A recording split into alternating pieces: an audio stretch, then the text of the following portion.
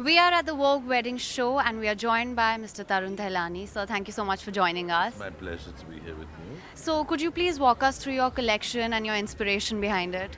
Well, the collection's called Bloom. I really needed to see a new lightness, a new technology in the clothes because I think it had gone too far, where women were drowning in these clothes and they couldn't walk and they couldn't have fun. And I've seen too many brides run up at 11 and change into a little dress or track pants and come down. And I think that's so wrong. I mean, what are we doing this for? And is this Indian style?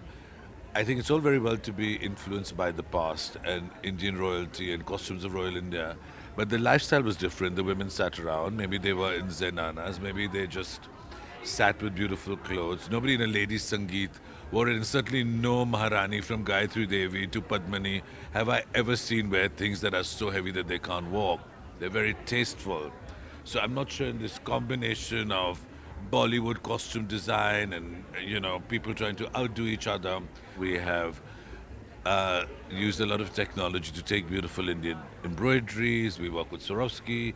We work with traditional elements like Gota, Mukesh. We also do exquisite things from printing with Kashida, but we modernize it. In terms of design and textures and colors, what are some of the elements which are really important to you?